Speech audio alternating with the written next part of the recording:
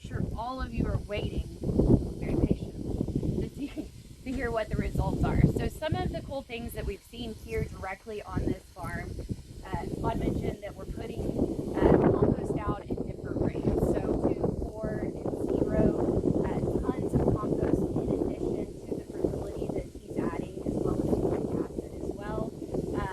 And so, you know, the thought was that we may get greater ammonia losses with the addition of the higher amounts of compost that's being applied. We may see greater fluxes of CO2. And at this point, with the growing season that we've had, can y'all not hear me? Are we? Oh! Look at that wildlife. Yes! That's awesome. Yeah. That is a regenerative system, for sure. It depends on how we go out here. We may see a bunch of pheasants not released. I've released a bunch of pheasants out here as well. And I've got some quail that I'm released out here. Yeah. If they start eating the cotton, we don't have a problem.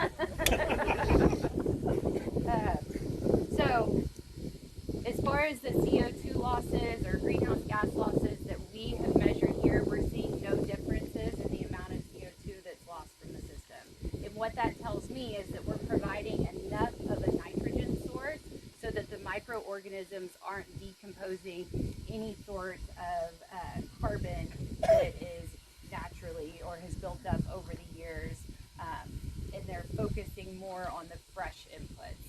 But no differences in CO2, no losses of ammonia from the system as well.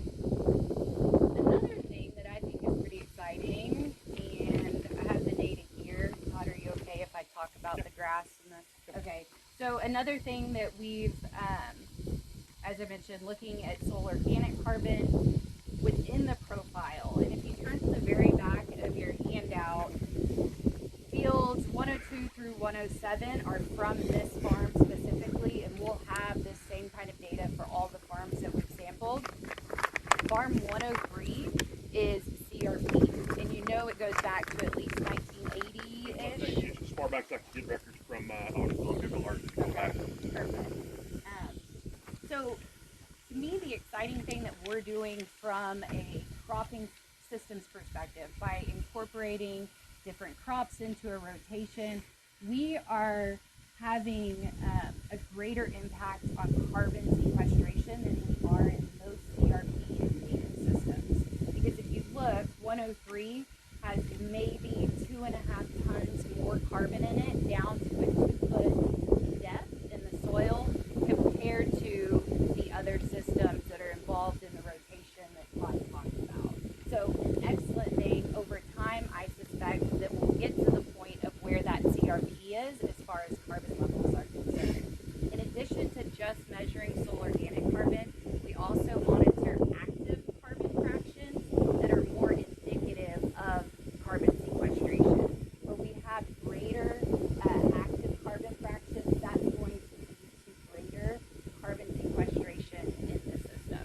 But if you think about it, in most of your CRP systems or native systems, are you producing as much above ground biomass as you are in your irrigated cropping systems?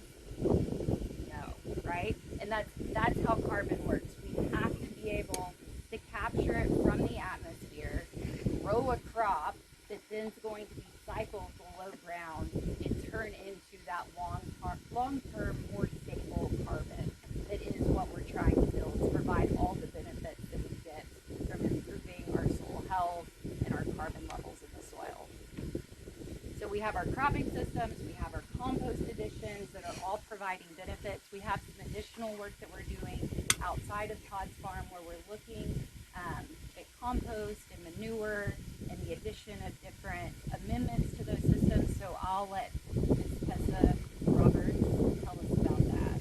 Can I ask one question? Yes, absolutely. So when I look at this, I typically think, well, you're talking about carbon, it's what I see. Yeah. You're measuring down 24 inches. How much are we actually getting movement of carbon, or is this from rooting? And that's where we're getting the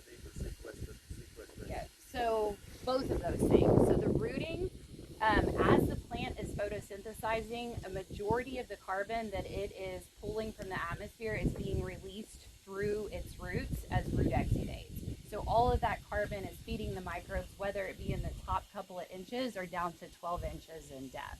So it's releasing carbon. That's why we're seeing some changes deeper in the profile. Again, referring back to some of the data that we've collected from our halfway farm at Helms, we see greater accumulation of that carbon deeper in the profile from roots, like you said. In addition to the roots, though, a large percentage of the carbon in the soil is dissolved organic carbon, so it's water soluble, and it's going to move with water through the profile. So that's another reason that you can see it deeper in the profile. And it's really cool. And the guys from Arkansas, y'all can attest to this. If you talk to people from across the U.S., those that are outside of the Great Plains region of the U.S., they don't see as much carbon deeper in the profile as what we have here on the high plains. But if you think back to where we originated, your grassland prairies, all that carbon that was accumulated at that point in time, we're seeing deeper in our profile now. If you go maybe to Arkansas, other places, they don't